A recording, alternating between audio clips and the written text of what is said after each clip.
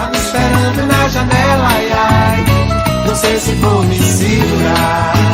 Fala pessoal, sejam todos muito bem-vindos e bem-vindas a mais uma Conversa na Janela, podcast onde a gente faz uma fofoca boa falando da vida e do negócio dos outros. Agora, no mês de agosto, onde estamos, a temática das Conversas na Janela são cases de resultado, é quem faz acontecer na prática. E um convidado, assim como todos os outros dessa trilha de Conversas na Janela, é um grande amigo, Gustavo Braz, da Maxiforce, que vai trazer o case da empresa dele, de como a Maxiforce aumentou 3 vezes em um ano. Gu, seja muito bem-vindo!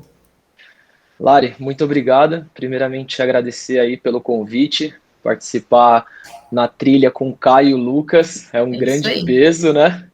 E espero estar contribuindo um pouquinho aqui com vocês. Legal. E para mim, o meu lugar é ainda melhor, né? Porque eu só chamo amigos, só chamo pessoas que eu admiro para fazer esses bate-papos. Então, é muito gostoso falar com, enfim, com os amigos, as pessoas que eu admiro. Isso é muito bom. E é isso aí, vamos lá contar como que tu, teu time, né, fizeram acontecer aí dentro da Maxiforce, que é uma importadora e também fabricante de ferramentas diamantadas, localizada em Diadema, São Paulo. E eu acho que é importante, Gustavo, primeiro, a gente contar um pouco do teu negócio, contar um pouco da tua história. Tu é super jovem, super mesmo, e já está aí fazendo bastante resultado. Conta um pouco disso para o pessoal ficar por dentro da tua trajetória. Show, Lari. Vamos lá. Eu sou pai, esposo, já tenho 2 filhos, Gabriel e Vinícius.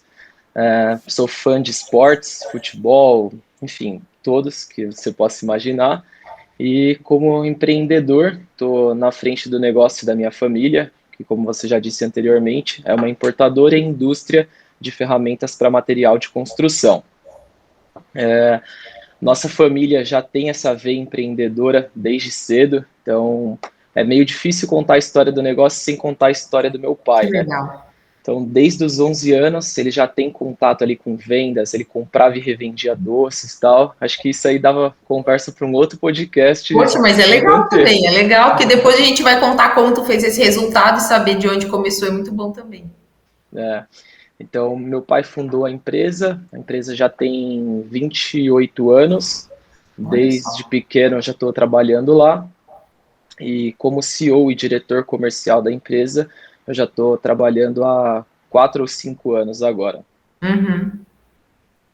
E trazer um pouquinho aqui para vocês do que a gente faz no dia a dia. Basicamente, a gente produz ferramentas, discos de corte, discos diamantados, e importa ferramentas que agregam nessa linha, né? Trenas, discos, brocas, enfim, essa infinidade. E a empresa começou assim, Gu? Começou já dentro desse segmento, mudou no meio do caminho?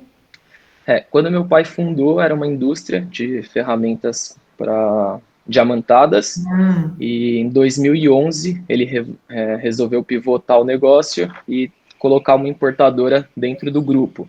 A princípio era um negócio pequeno, e com o fortalecimento do mercado internacional, vocês sabem muito bem, né? Acabou se tornando o business principal da família. Então, hoje, basicamente, 70% do nosso faturamento são de produtos comercializados que vêm da China. E a tua família, Gustavo, é muito legal isso a gente falar, não é nem o tema do podcast, mas empresas familiares, né? A gente sabe que isso também é um desafio e é uma realidade bastante comum também no nosso país. Tem mais pessoas da tua família dedicadas ao negócio hoje? Sim, Lari. Hoje, inclusive até dentro do nosso pitch de vendas, a gente se posiciona como uma empresa familiar mesmo. Então, eu tenho meus 2 irmãos, são mais velhos, eles estão hoje inseridos dentro do negócio também, na parte de desenvolvimento de novos produtos e da indústria. Hoje meu pai já está indo para a presidência, pensando num conselho, né? Trabalha minha esposa e minha outra cunhada no financeiro, tenho primos, primas, tios, tias, tem bastante pessoas envolvidas no processo em geral da empresa. São quantas pessoas ao todo? Hoje No geral, o grupo já está chegando na faixa de 100 colaboradores e acredito que uns 20% seja da família. Olha só, cara, que legal, que legal. E mistura assunto Gu, de trabalho em casa, de casa no trabalho, como é que é isso antes da gente chegar? Não, com certeza, Lari. Almoço de domingo, churrasco em família, a gente só fala de negócios. É o tempo inteiro a gente pensando o que a gente vai fazer, o que vai mudar, o que está dando certo, o que está dando errado. E assim, como toda boa família, tem boas brigas, mas tem muito mais momentos bons, né? Que legal, faz parte, não? E faz parte, é legal que vocês levem isso também de forma saudável, assim, para a rotina, como tu falou, né? De falar de negócio no almoço de domingo, todo mundo pensando no mesmo objetivo, isso é gostoso também. A parte da briga, às vezes, é necessária, né? Dos homens, eu sou o mais novo, então agora a gente já está indo para o desafio da terceira geração. Então, meus sobrinhos já estão entrando no negócio, e aí a gente está construindo, organizando agora para criar uma governança. Que legal. E conta um pouquinho agora dessa trajetória, agora que a gente já começou a falar um pouco do teu negócio, como é que foi crescendo, né? Como é que é a história da Maxiforce até a gente chegar nesse marco aí de ter crescido 3 vezes em um ano? Contando um pouquinho, a gente sempre teve uma venda muito técnica, porque meu pai veio da indústria e tal, e a gente até brinca que até entrar lá no Sales Club, a gente sofria as vendas, a gente trabalhava de forma muito passiva. Então, o grande diferencial que a gente teve no nosso crescimento foi o nosso posicionamento em relação aos clientes, em relação ao mercado. E até contextualizando um pouquinho de onde a gente começou a mudar, foi até onde eu te conheci, que foi lá no Sales Club, né? E eu costumo dizer que quando a gente está no lugar certo, com as pessoas certas e com o conhecimento certo, isso dá uma explosão de mindset. E quando eu voltei do Sales Club, a cabeça a milhão, como todo mundo que sai de lá, eu tomei uma decisão de entrar para o Elite. Falei, cara, eu preciso estar caminhando com essas pessoas, eu quero estar entre os melhores. E aí, de lá, a gente começou a ter muitas ideias e aí surgiram diversos projetos que a gente veio tocando, né? Que legal. E o teu público, tu falou que teve uma mudança de posicionamento, como é que foi essa mudança de vocês mudaram o alvo de vocês em relação ao perfil de cliente ideal? Não, o perfil de cliente a gente manteve o mesmo, né?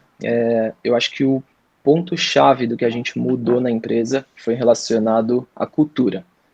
Quando a gente desenhou o que a gente queria e o que a gente iria pregar ali todos os dias, e aí a gente, através das consultorias, da ajuda dos próprios amigos do Sales Club, o que a gente fez? Entendeu quem eram as pessoas e se essas pessoas estavam nos lugares corretos. A gente usou uma inteligência artificial para monitorar, entendeu, tinham pessoas que não tinham perfil para vaga, ajustamos isso e até usando essa inteligência artificial a gente entendeu qual que era a melhor forma de engajar o time. Então, através disso, a gente conseguiu tirar o melhor das pessoas. E aí, quando a gente vai falar um pouquinho de processo, de modelo de venda, quando eu falo para você que a gente sofria a venda, é porque literalmente a gente esperava o cliente levantar a mão para estar fazendo aquele atendimento. Então, a gente se posicionou com uma venda mais agressiva, com o mesmo perfil de cliente, e aí começou a implantar um departamento, segmentar o departamento de vendas. Aí a gente criou as cadeiras de pré-vendas, vendas, e hoje tem estruturado o sucesso do cliente e experiência do cliente. Boa. E uma pergunta, quando vocês começaram essas mudanças, tu já falou aqui alguns pontos importantes, que foi reconhecimento da cultura, né? Que eu digo que não é só implantar, mas é reconhecer a cultura. Vocês tinham uma cultura, mas deixaram ela mais consciente. E depois estruturar os processos dentro da área comercial. Essa expansão aconteceu de forma prevista quando vocês olharam para essas adaptações ou não?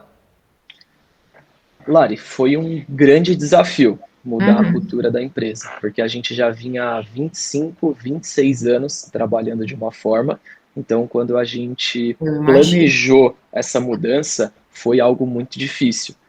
E algumas pessoas saíram da empresa, a gente teve diversas conversas difíceis, e aí foi um processo muito difícil de implantar.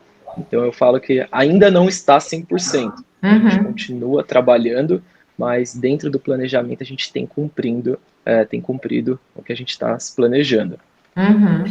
E como é que foi o envolvimento, né? Tu falou 20% das pessoas do quadro de profissionais, né, da Maxiforce, são as pessoas da família. Como é que aconteceu esse envolvimento? Eu não sei também se essas pessoas da tua família estão na liderança ou não. Como é que foi o envolvimento dessa hierarquia para cascatear a cultura, né, para todo mundo?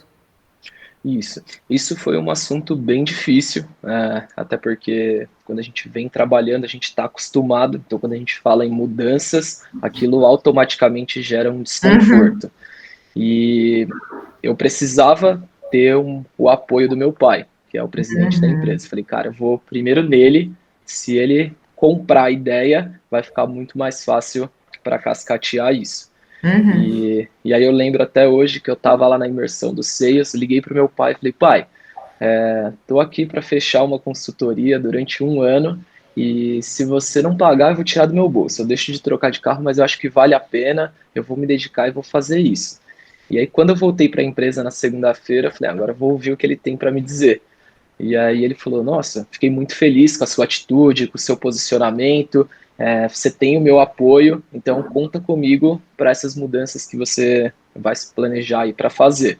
E aí com o apoio dele, foi muito mais fácil de vender a ideia para as pessoas. No começo a gente teve uma resistência muito grande. E aí o que eu fiz? Eu comecei a envolver as outras lideranças e levar eles também para o mundo do Sales Club, do Elite, para eles verem aquilo e a gente conseguir replicar na empresa. Olha aí, outro insight importante, né? Às vezes a gente está bebendo de uma fonte, né? Consumindo, e quando a gente encontra de novo aquela realidade onde a gente estava, as pessoas não beberam daquela mesma fonte que a gente. E aí é onde dá esse choque, né? Dá esse conflito. Poxa, não estou entendendo, a pessoa está maluca agora, né? O que ela está querendo fazer? Então a gente precisa compartilhar, né? Fazer com que todo mundo beba da mesma fonte que a gente acessou. Muito bom, baita insight aí. E essa foi, vamos dizer assim, a parte mais difícil né, vamos dizer assim, foi a arrancada. Os 3 primeiros meses foram os meses mais difíceis, de fazer as pessoas entenderem que elas não estavam nos lugares certos, que a gente ia ter uma reestruturação de todos os processos, de todas as áreas da empresa. Então, essa foi a fase mais difícil. E as pessoas, como é que foi assumir a nova cultura, né? Tu falou sobre isso do posicionamento. O que de fato mudou dentro do posicionamento de vocês que causou mais resistência dentro da equipe? Olha, Lari, uma pergunta até difícil. Eu acredito que toda e qualquer mudança, ela gera desconforto. Isso aí. E principalmente quando a gente fala em pessoas que já estão no cargo há muito tempo, já estão acostumadas com aquela metodologia, então tem uma resistência muito grande. E parece que, assim, santo de casa não faz milagre. Então, quando é o Gustavo falando aquilo para o time, eles até acreditam, mas quando vive o mundo do Sales Club, sai daquela bolha que a gente vive, é mais fácil fazer eles comprarem a ideia. Então, quando a gente falou em estruturar realmente um departamento de RH, a gente colocou gente de gestão. E isso foi uma dificuldade muito grande dentro da empresa, porque nós, sócios, os fundadores, a gente não tinha essa visão de um RH estratégico na empresa. O RH para nós era o departamento de pessoas, apontamento de folha. Então, estruturar isso, vender essa ideia, vamos trabalhar endomarketing e tal.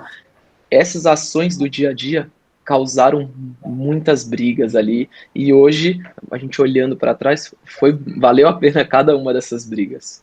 Que legal, que legal. E hoje, como é que tá? Se a gente olhasse para 1 ano atrás, nesse momento desafiador, e agora, eu entendo que esse 1 ano foi agora, né? Você falou depois que a gente se conheceu no Sales, então foi do ano passado, né? Passado ou retrasado? Passado, né? Isso, foi o ano de 2022, a gente se conheceu ali no final de 2021, já começou alguns processos. Os 3 primeiros meses que eu te falei que foram os mais difíceis, inclusive nosso faturamento começou a cair, porque as pessoas não se sentiam identificadas, achavam que estava mudando muita coisa, e aí a gente conseguiu dar uma estruturada, corrigir o curso. Em 2022 teve um crescimento muito legal, e hoje a gente está mais, vamos dizer assim, arrumando a casa. Mas uma vez que bebe da água, dessa fonte, desse mundo, a gente não deixa mais de querer crescer. Então hoje a gente está planejando um crescimento muito mais conservador do que o do ano passado, mas colocando ordem na casa. Legal. E tu falou de estruturação da equipe, quais foram as principais mudanças dentro da tua estrutura comercial que mais refletiram em resultado? As principais mudanças que eu acredito que a gente trabalhou foi a questão de estruturar o processo como um todo, né? Desde mapear o perfil de cliente ideal, ajustar os scripts de abordagem, a gente desenhou a roda das vendas, planejamento e preparação, até o pós-vendas, a gente trabalhou em todas essas áreas e a gente treinou muito relacionado a produtos e a mindset, porque todos os vendedores estavam acostumados a um jeito de vender e a gente foi corrigindo isso no decorrer do tempo. E é lógico que quando a gente convive com pessoas, por exemplo, igual você, o Caio, o Lucas, pessoas que são referências comerciais, isso surgem muitas ideias. E aí a gente começou a participar de feiras do nosso segmento, inclusive a gente pegou uma ideia que o Caio lançou lá no grupo de vamos fazer um pregão de vendas. E aí a gente fez um cenário de guerra lá na empresa, uma semana, e a gente conseguiu bater ali quase o resultado de um mês dentro de uma semana. Que legal. E isso foram, assim, um dos principais ganhos que a gente teve. Que legal. E falando de cultura, a gente está falando de cultura para os clientes internos, vamos dizer assim, né? Que foi a mudança que vocês trouxeram para dentro dos processos, para dentro da rotina com a equipe de vocês. E o quanto os clientes de vocês perceberam isso na prática, essa mudança de cultura? Isso foi algo legal. A gente tinha um receio de como o mercado iria olhar para nós. Porque a gente tinha aquele negócio de empresa familiar, a extensão da empresa do cliente, aquela proximidade. Então a gente tinha um receio de quando a gente fosse agressivo, como que os clientes enxergariam isso. E foi muito legal, porque eles começaram a modelar o negócio deles se espelhando no nosso. Então hoje eu tenho clientes que falam, cara, eu quero fazer um tour aí na sua empresa, quero dar uma olhada no 360, mostra o que você tem feito no comercial, e aí a gente tem se preocupado também com a venda do cliente. Então, essas estratégias, essas coisas legais que a gente tem feito aqui, a gente tem levado lá para os nossos clientes também. Que legal. E tu atende o Brasil todo, Gustavo? Brasil todo. Mas principalmente São Paulo ou não? Isso. Hoje, 70% do nosso faturamento está no Sudeste. Legal. E tem muita mudança de realidade para o atendimento, muita mudança de demanda. Tu teve que adequar a tua equipe para um atendimento mais presencial, atendimento online ou regionalizado dentro da tua carteira. Teve essa segmentação? Isso. A gente teve uma mudança de comportamento. Antes a gente esperava muito a venda e até esses clientes virem aqui. Então, hoje, dentro das nossas rotinas, a gente tem visitas em campo. Hoje, por mais que o nosso time seja Inside Sales, tem uma agenda ali do mês que eles precisam estar visitando. E algo que a gente não tinha antes, e a pandemia também ajudou, é a questão das videochamadas. Isso tem facilitado bastante as reuniões. Que legal. E o produto de você é produto, né? Tem produto, vocês conseguem fazer demonstração, conseguem, enfim, faz todo sentido. E que mais que eu ia te perguntar? As tuas lideranças, que eu acho que é um ponto muito importante, porque tu falou que o principal ponto foram a mudança da cultura, a implantação disso nas lideranças, na equipe, e a reestruturação do processo comercial. As tuas lideranças, elas mudaram ou tu tem pessoas que te surpreenderam, que evoluíram? Como é que foi essa capacitação? Eu vejo que tu faz bastante treinamento com as lideranças, por isso que eu estou te perguntando. Isso é um negócio legal de comentar, Lari, porque toda empresa, quando ela está crescendo muito, ela acaba não tendo a estruturação de um processo muito legal. E o que a gente fez? Às vezes as pessoas que eram as melhores tecnicamente da área, a gente promoveu elas para a liderança. E isso, no decorrer do ano, gerou um gap muito grande, porque não necessariamente o melhor vendedor vai ser um bom gestor. E isso em todas as áreas, né? Então, quando a gente sentou para desenhar o planejamento estratégico de 2023, a gente analisou que uma das nossas fraquezas era a questão da liderança. E aí a gente estruturou um programa de desenvolvimento de líderes. Já levei todos os nossos líderes para fazer a imersão dos sales. E hoje a gente teve, durante o ano, né, de 2023, a gente vai ter 8 encontros, que são os programas de desenvolvimento de líderes, onde a gente trabalha diversos temas, seja gestão de pessoas, gestão de tempo, feedback, enfim, e uma série de outros assuntos. Muito bom. E olha só, mais insights importantes, né? Mudança de mentalidade, né? Não tem como, se a pessoa não estiver incomodada, se a pessoa não estiver disposta a crescer, não tem milagre que faça as coisas acontecerem. E fazer com que as pessoas fiquem na mesma página que a gente, né? Senão a gente fica impondo uma cultura, né? Que não é o que funciona. A gente precisa que ela seja construída, vivenciada e praticada por todo mundo. É um desafio, mas só acontece se a gente fizer uma gestão mais horizontal. Envolver mais as pessoas, né?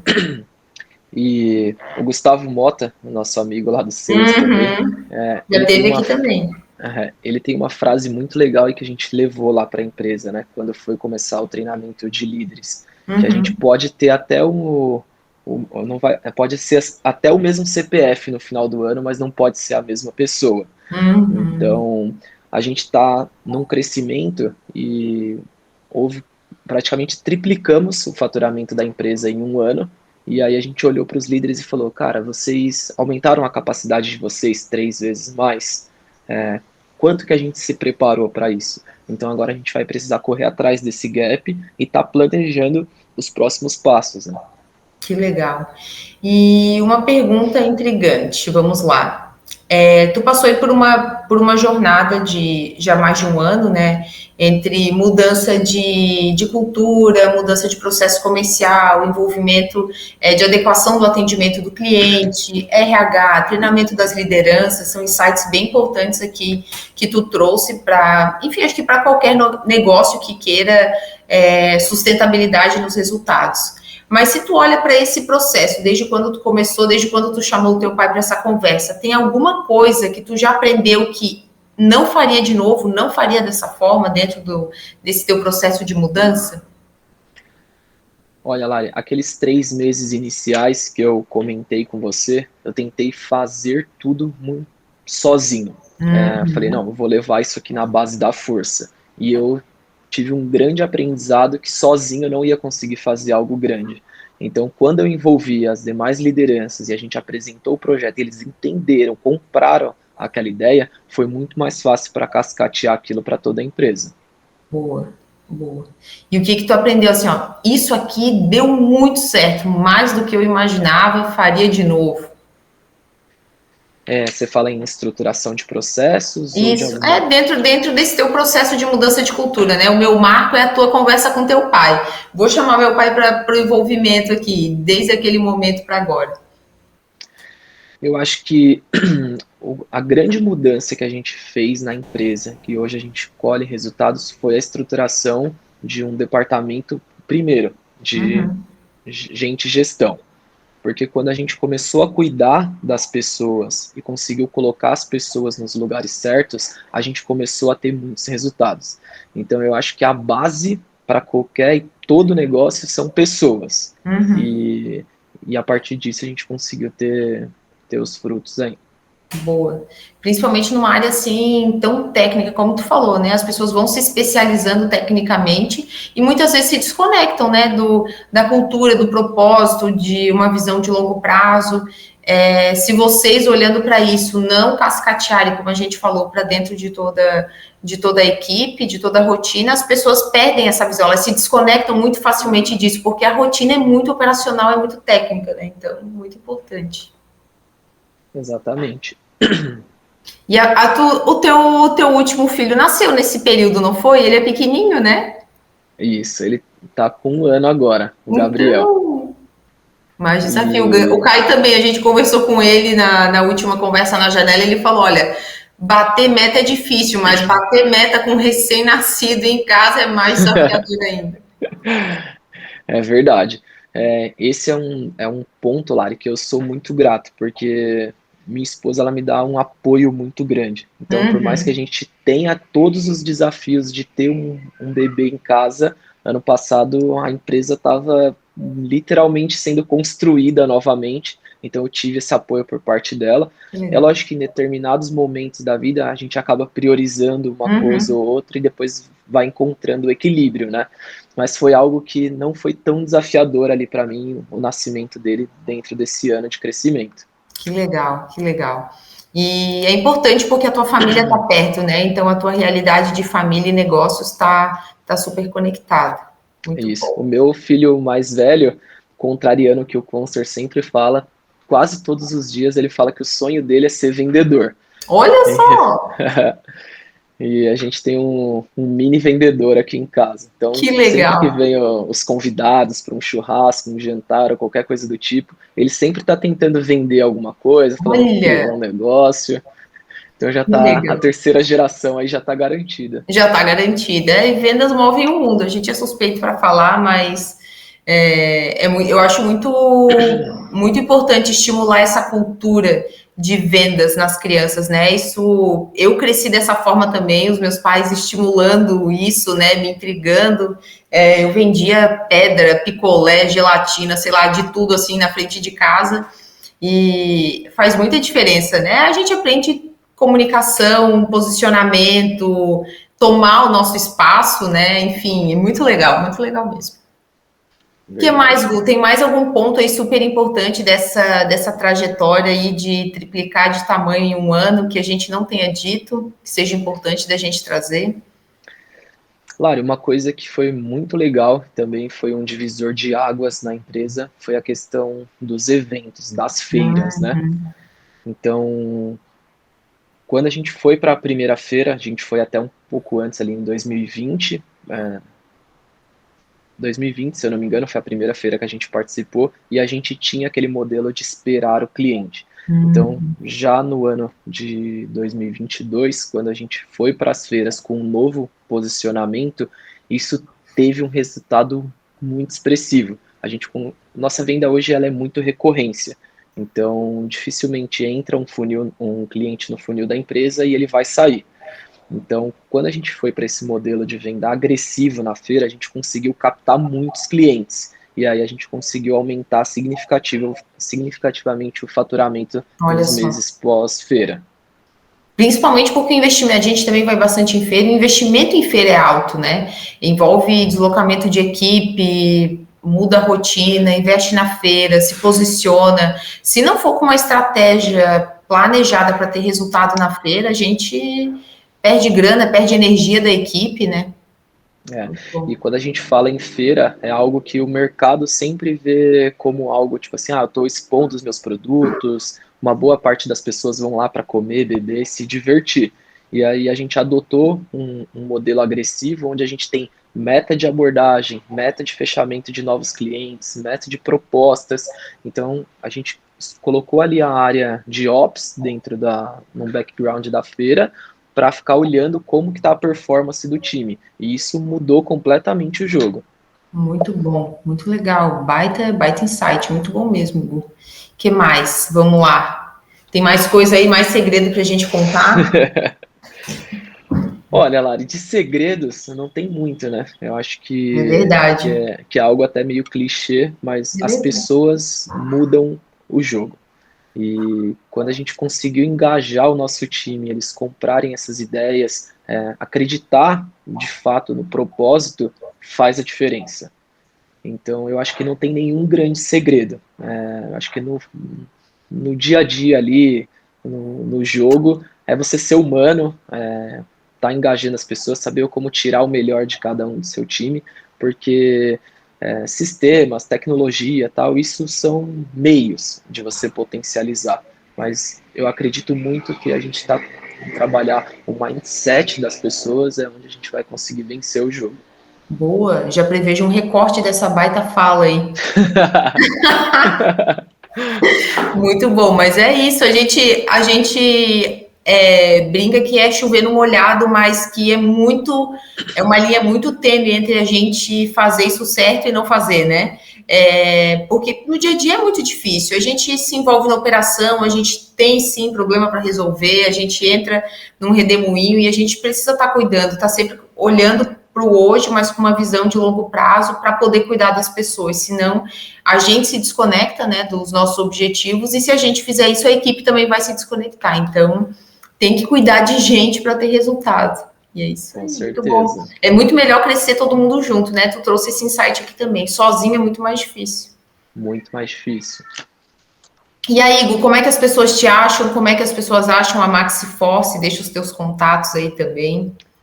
Tá, não sou igual a Larissa aí, um perfil de exposição no Instagram, mas para quem quiser me seguir, @gubras, G2UsBras, e os arrobas das empresas já estão lá na minha bio também. Quem quiser acompanhar, seguir um pouquinho mais, também pode ficar à vontade. É isso aí.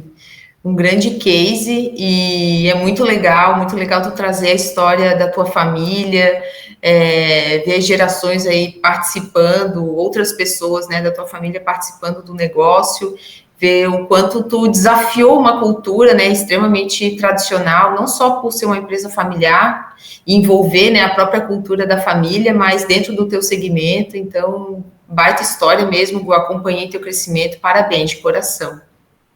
Não, Lari, eu que te agradeço aí. Primeiramente, seu tempo, né? O convite, para mim é uma honra estar aqui com você. Você Da sabe mesma o quanto forma. eu admiro o seu trabalho e espero que a gente consiga caminhar muitos e muitos anos aí juntos, É em isso aí. parceria, É e isso espero aí. também ter contribuído um pouquinho aí para a galera. Com certeza, demais. Brigadão, viu, Gu? Gente, curtam, compartilhem, comentem se gostou, se não gostou, se concorda, se não concorda, para a gente fazer dessa conversa na janela um espaço para a gente fazer ainda mais fofocas boas, né? É isso aí. Valeu. Show, valeu, Lari. Obrigado. Tá me esperando na janela, ai, ai. Não sei se vou me segurar.